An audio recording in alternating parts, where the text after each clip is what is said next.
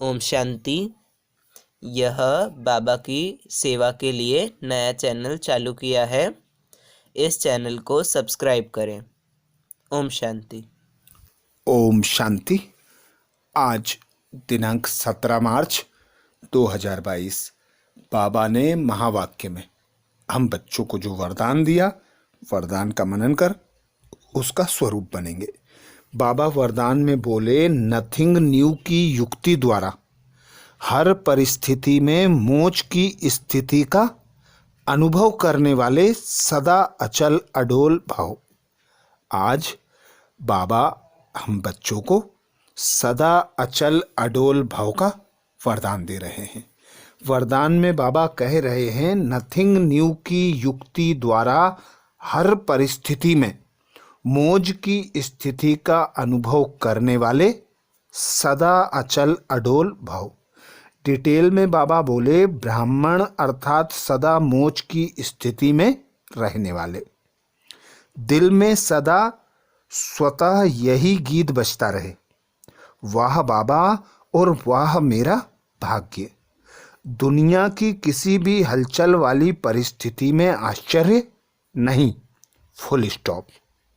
अर्थात बाबा आज हम बच्चों को श्रीमत दे रहे हैं कि ब्राह्मणों के जीवन का यह गायन होना चाहिए, सदा मौज में रहना, सदा हर्षित मुख रहना, अचल अडोल स्थिति में रहना। दिल में सदा यही गीत बजते रहना चाहिए, वाह बाबा वाह, वह मेरा भाग्य। क्योंकि इस संगम युग पर स्वयं भगवान हम ब्राह्मण बच्चों को एडॉप्ट कर हमारी पालना करता है। सर्वशक्तिमान पिता जिसके साथ हो उसे क्या आवश्यकता। इसीलिए ब्राह्मणों का गायन है, अप्राप्त नहीं कोई वस्तु ब्राह्मणों के खजाने में। तो दुनिया की कैसी भी परिस्थिति हो, कोई हलचल करने वाला कारण हो, उसमें आश्चर्य नहीं होना चाहिए। नथिंग न्यू के पार्ट को पक्का रख, उस पर फुल स्टॉप लगाकर आगे बढ़ जाना चाहिए। क्योंकि हम जो बेहद का खेल देख रहे हैं, जिस प्रकार हम हद का खेल देखते हैं, उसमें अनेक प्रकार की परिस्थितियां बताई जाती हैं और हम उसे देखकर उसका प्रभाव अपने ऊपर नहीं आने देते। तो ऐसे ही साक्षी दृष्टा बनकर स्वयं के पार्ट को देखना, अन्य आत्माओं के पार्ट को देखना, प्रकृति से जो भी परिस्थितियां उत्पन्न होती हैं उन्हें साक्षी होकर देखना। निश्चय बुद्धि बन ड्रामा पर निश्चय रख, हलचल में ना आकर सदा मौज में उमंग उत्साह में रहना, यही ब्राह्मण जीवन है। क्योंकि सर्वशक्तिमान पिता हमारा साथी है, हमारा सखा है, हमारा पिता है, हमारा शिक्षक है, हमारा सद्गुरु है। तो जब इतने सारे संबंधों से स्वयं भगवान हमारे साथ है और स्वयं भगवान कहता है कि मुझे सदा अपने साथ रखो, सर्व संबंध मुझसे अनुभव करो, सर्व प्राप्तियों की अनुभूति मुझसे करो, तो ऐसा श्रेष्ठ जीवन, सुखमय जीवन, मोक्ष का जीवन ब्राह्मण जीवन। आगे बाबा बोले, कुछ भी हो जाए लेकिन आपके लिए नथिंग न्यू, कोई नई बात नहीं। इतनी अंदर से अचल स्थिति हो, क्या क्यों में मन मूंझे नहीं, तब कहेंगे अचल अडोल आत्माएं। बाबा ने हम बच्चों को ड्रामा के आदि मध्य अंत का जो ज्ञान सुनाया है, उस ज्ञान पर निश्चय बुद्धि बनकर कोई भी परिस्थिति हो, कोई भी घटना हो, सदा यही स्मृति रहे, नथिंग न्यू, कुछ भी नया नहीं हो रहा है। कल्प कल्प होता आया है, वही हो रहा है। ड्रामा में जो हुआ है वह भी कल्याणकारी था, जो हो रहा है वह भी कल्याणकारी है, और जो होने वाला है वह भी कल्याणकारी है। तो ड्रामा की कैसी भी स्थिति हो, कोई भी परिस्थिति हो, हलचल वाली परिस्थिति में अचल रहना है, हिलाने वाली परिस्थिति में अडोल होकर, अचल अडोल बनकर हमें एक पिता परमात्मा पर निश्चय बुद्धि होकर, ड्रामा पर निश्चय बुद्धि होकर, स्वयं पर निश्चय बुद्धि होकर मौज उमंग उत्साह में रहना है।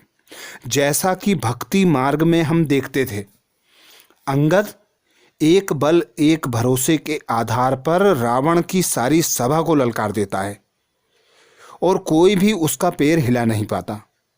ऐसे ही हम बच्चों के लिए कैसी भी परवश आत्माएं हों, ग्लानि करने वाली आत्माएं हों, अपकारी आत्माएं हों, कैसी भी प्रकृति की परिस्थिति हो, सभी के आगे हम बच्चे अचल अडोल रहें।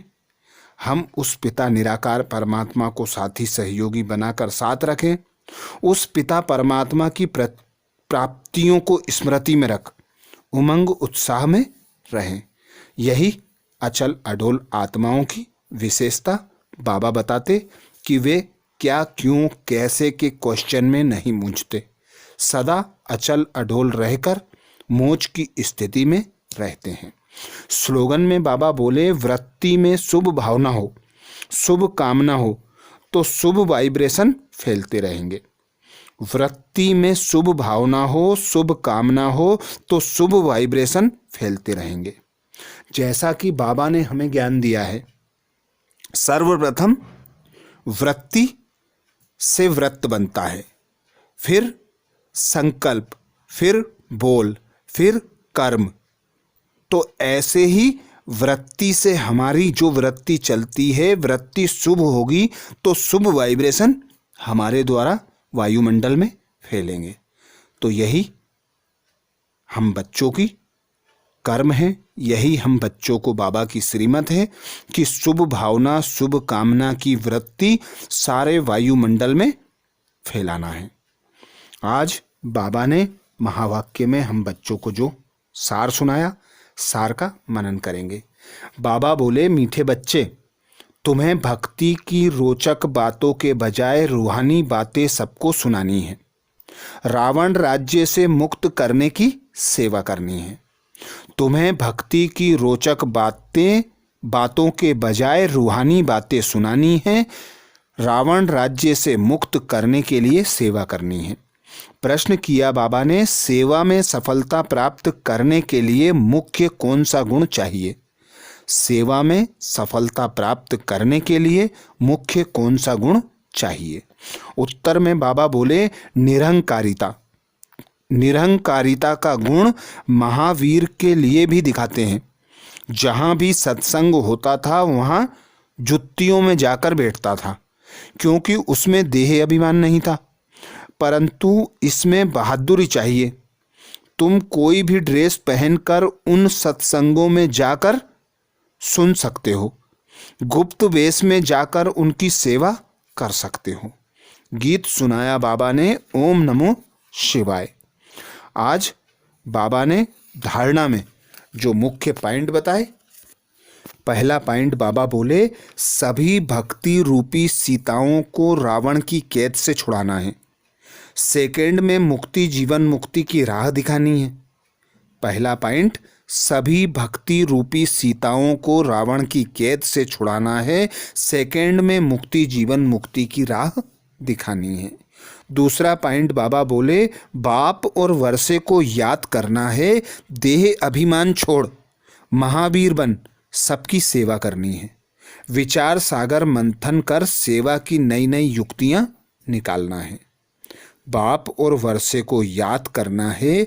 देह अभिमान छोड़ महावीर बन सेवा करनी है।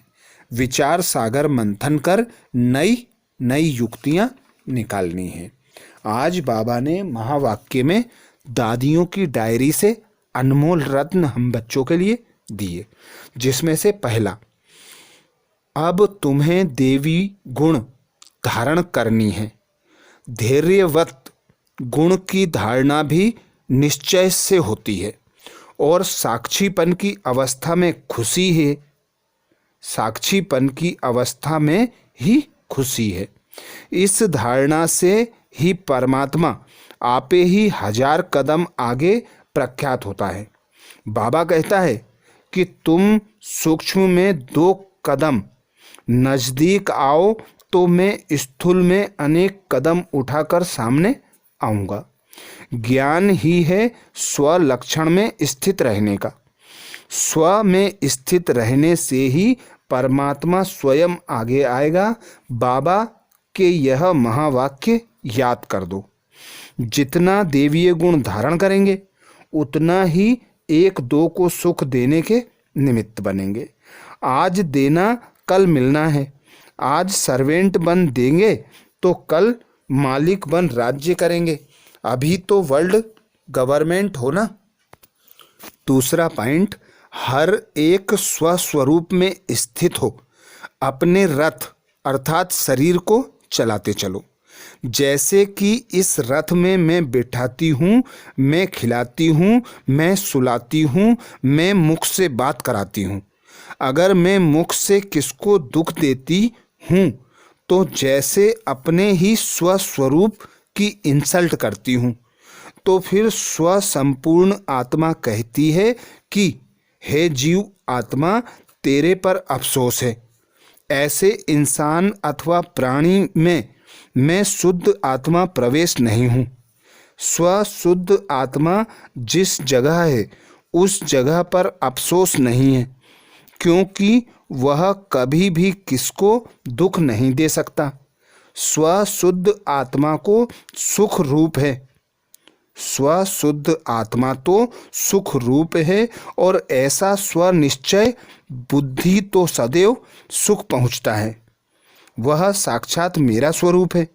और जो अपने को स्व आत्मा निश्चय करते भी अन्य को दुख देता है वह तो सिर्फ कहलाने वाला पंडित है। उसका असर दूसरों पर नहीं हो सकता। अच्छा, ओम शांति।